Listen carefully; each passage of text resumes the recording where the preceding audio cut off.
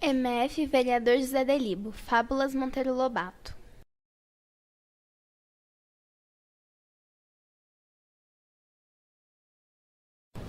Este livro-clipe apresenta um dos autores homenageados na 13ª Feira do Livro de Ribeirão Preto, Monteiro Lobato.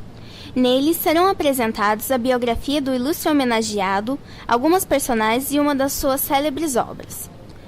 Essa obra de Monteiro Lobato traz muitas das fábulas de Esopo, escritor da Grécia Antiga, a quem são atribuídas várias fábulas populares, que foram recontadas pelo célebre autor e narradas por Dona Benta, demonstrando que Lobato adaptou alguns clássicos da literatura para o universo do Sítio do Pica-Pau Amarelo.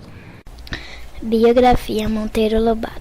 Contista, encenaísta e tradutor, este grande nome da literatura brasileira nasceu na cidade de Taubaté, interior de São Paulo, no ano de 1882. Formado em Direito, atuou como promotor público até se tornar fazendeiro, após receber herança deixado pelo avô.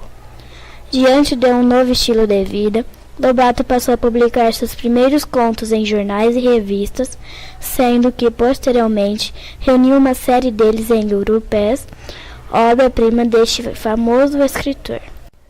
Em uma época em que os livros brasileiros eram editados em Paris ou Lisboa, Monteiro Lobato tornou-se também editor, passando a editar livros também no Brasil. Com isso, ele implantou uma série de renovações nos livros didáticos e infantis.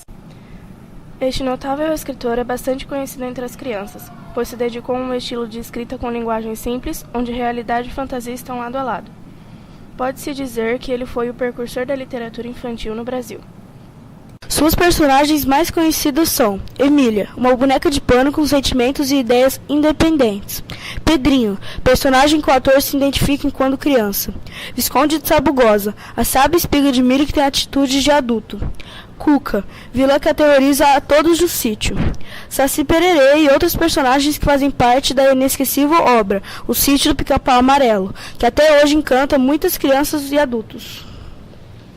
Escreveu ainda outras incríveis obras infantis, como A Menina de Nariz Arrebitado, O Saci, Fábulas do Marquês de Rabicó, Aventuras do Príncipe, Noivada de Narizinho, O Pó de Pirlim-Pim-Pim, Reinações de Narizinho, A Caçada de Pedrinho, Emília no País da Gramática, Memórias de Emília, O Poço do Visconde, O Pica-Pau Amarelo e A Chave do Tamanho. Fora os livros infantis, este escritor brasileiro escreveu outras obras literárias, tais como O Choque das Raças, Urupês, A Barca de Glaive e O Escândalo do Petróleo. Neste último livro demonstra todo o seu nacionalismo, posicionando-se totalmente favorável à exploração do petróleo apenas por empresas brasileiras.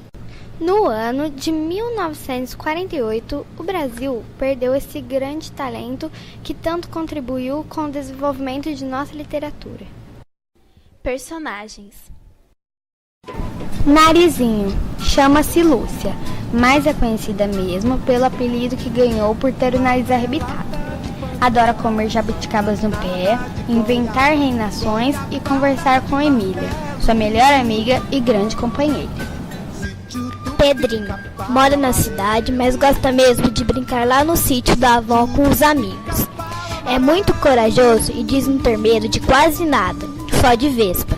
Adora aprontar aventuras e caçadas. E está sempre disposto a escutar boas histórias sobre o folclore. Cuca, a maior vilã do sítio. Mora em uma caverna escura e úmida no final do Capoeirão dos Tucanos. A Cuca está sempre pensando em uma maneira de acabar com a casa da Dona Benta, mas nunca consegue concluir seus planos. As suas maldades sempre acabam dando errado. Dona Benta, a mais feliz das vovós. Seu passatempo preferido, contar boas histórias para os seus netos e para quem quiser ouvir. É a voz da sabedoria do sítio e sabe de tudo um pouco. Curiosidades que vão da Grécia Antiga ao céu e às estrelas. Tia Anastácia, a melhor cozinheira de todos os tempos. Ficou conhecida pelos deliciosos bolinhos de chuva que atravessaram mesas de gerações. É muito generosa e também criativa. Foi ela que criou a Emília com todos seus botões, costuras e retalhos. Visconde, um verdadeiro conhecedor das ciências e da matemática. Pensa em cálculos, calcula letras e conta palavras. Para ele, tudo é exato e tem uma explicação. É tão apaixonado pela leitura que dorme em uma biblioteca. Emília, a boneca de pano mais famosa do mundo. Nasceu muda, mas bastou engolir uma pílula do Dr. Caramujo lá no Reino das Águas Claras para começar a falar, até não parar mais. Mesmo andona e teimosa, Emília é engraçada e querida por todos. Rabicó, o leitão mais simpático e guloso que existe. Está sempre pensando em um jeito de comer os quitutes da tia Anastácia sozinho. É muito bonzinho, adora ajudar, mas suas assistências sempre acabam em atrapalhadas. Saci, apronta todas por onde passa. Faz trança no rabo do cavalo, azeda do leite, quebra a ponta de agulha. O negócio dele é agitar. Mas esse garoto também é muito esperto. Conhece muito bem o capoeirão dos tucanos e sabe até como fazer pó de milho. Quindim, apesar do tamanho grandão, é doce de rinoceronte. Foi por isso que ganhou esse apelido. Era artista de circo e hoje não troca a casa Dona Benta por nada. Conhece bem o português e assim foi responsável por mostrar o país da gramática para o resto da turma. Conselheiro, um grande amigo dos livros. Sempre anda com exemplares debaixo das patas. Gosta de poesia, música, todas as artes em geral. É muito tranquilo, mas não dispensa uma boa aventura com o pessoal do sítio. Fábulas. João Manuel, Guilherme, Lucas Felipe, 8ª série B. O automóvel e a mosca. Um automóvel havia encalhado em certo ponto de mau caminho, num atoleiro. E agora? Agora é procurar bois na vizinhança e arrancá-lo à força viva. Assim se fez. Arranjam os bois, uma junta, atrelando ao carro e principia a luta. Vamos, malhado, puxa, coitelo. A mosca aparece. Assunto caso resolve meter o bedelho onde não é chamado. E toda a aflita começa. Voa daqui, pousa ali, zumbi a orelha de um, pica no focinho de outro, atormenta os bois, atrapalha os homens. A multiplicar-se de tal maneira que dá a impressão de ser não uma só, mas um enxame inteiro de moscas infernais. O carro, afinal, saiu do atoleiro. Que trabalhão que me deu. Disse a mosquinha enxugando o suor da testa. Davi, Vitor, Lucas, 7º ano A. A Assembleia dos Ratos. Um gato de nome Farofino deu de fazer tal destroço na rataria de uma casa velha que os sobreviventes, sem ânimo de sair das tocas, estavam a ponto de morrer de fome. Tornando-se muito sério o caso, resolveram reunir-se em assembleia para o estudo da questão. Aguardaram para isso certa noite em que Farofino andava aos mios pelo telhado fazendo sonetos à lua. Acho que ao meio de nos defendermos de Farofino é lhe atarmos um guiz ao pescoço. Assim que ele se aproxime, o guiz o denuncia e pomos-nos ao fresco a tempo. Palmas e bravos saudaram a luminosa ideia. O projeto foi aprovado com delírio. Só votou contra um rato casmurro que pediu a palavra e disse: Está tudo muito direito, mas quem vai amarrar o guiz no pescoço de Farofino? Silêncio geral. Um desculpou-se por não saber dar nó. Outro porque não era tolo. Todos porque não tinham coragem, e a assembleia dissolveu-se em meio de geral consternação. Moral da história: dizer é fácil, fazer é que são elas. Bruno Placite, Matheus Tonelli e Glenda, 8ª série B. A gralha enfeitada com penas de pavão. Como os pavões andassem em época de muda, uma gralha teve a ideia de aproveitar as penas caídas. Enfeito-me com essas penas e viro o pavão. Disse e fez, ornamentou-se com as lindas penas de olhos azuis e saiu pavoneando por ali fora, rumo ao terreiro das gralhas, na certeza de produzir um maravilhoso efeito. Mas o trunfo lhe saiu às avessas. As gralhas perceberam o embuste, riram-se dela e enxotaram-na à força de bicadas. Corrida assim dali, dirigiu-se ao terreiro dos pavões, pensando, lá consigo.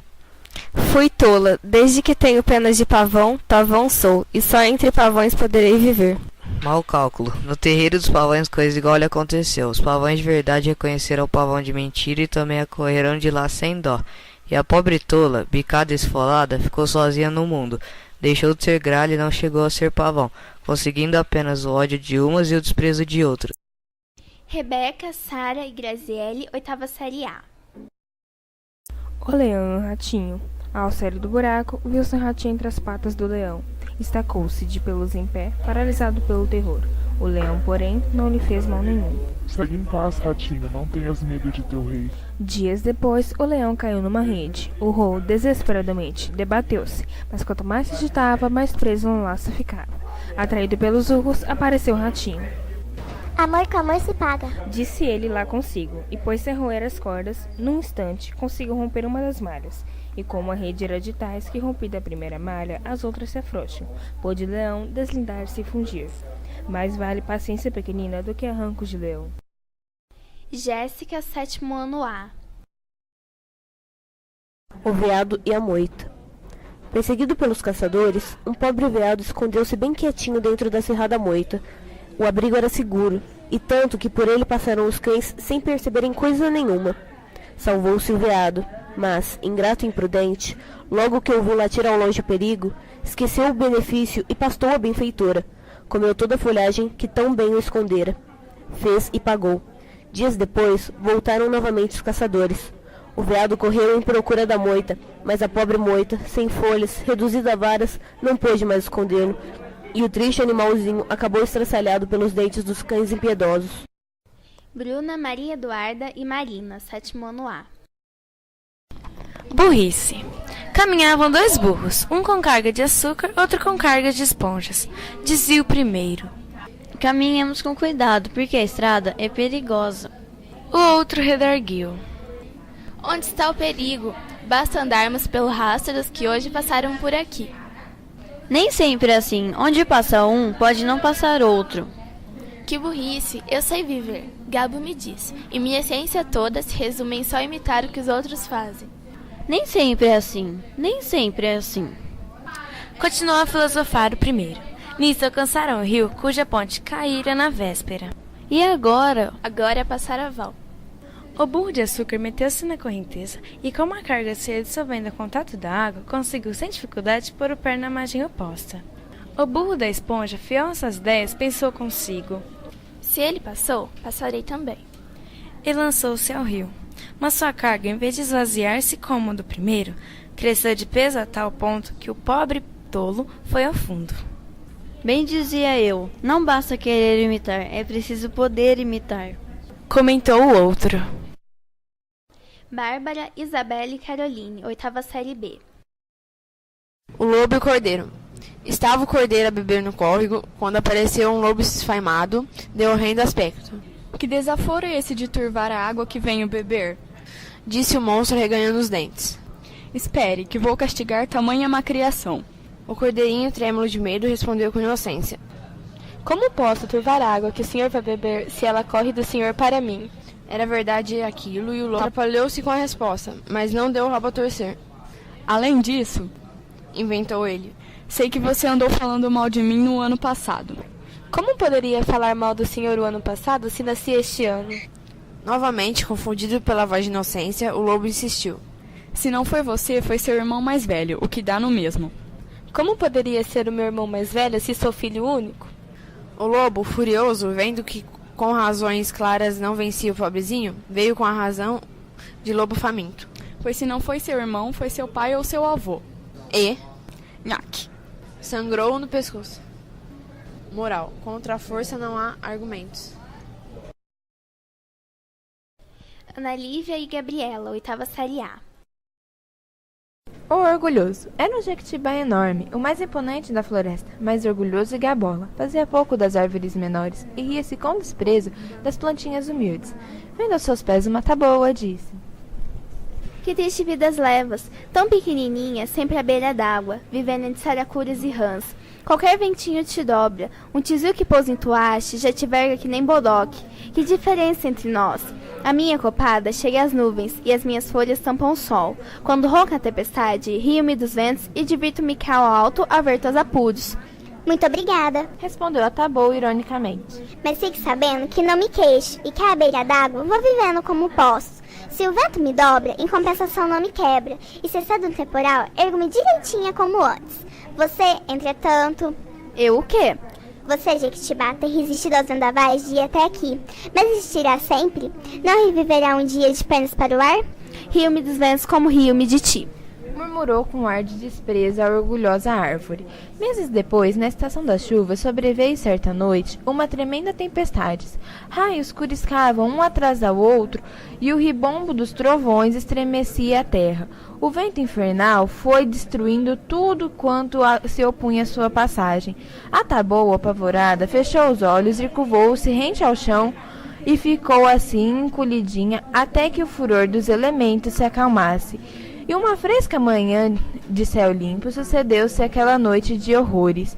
Ergueu então a haste flexível e pôde ver os estragos da tormenta. Inúmeras árvores por terra despedaçadas, entre as vítimas o jequitibá orgulhoso, com a raiz uma colossal amostra. Quanto maior a altura, maior o tombo. Produção: professora Gislaine Lorenzato Leone, monitora Alessandra Marques Tonelli, equipe gestora Zilda Pereira da Silva, Alexandre Divino, Maria Ângela Supino Ribeiro. Fim.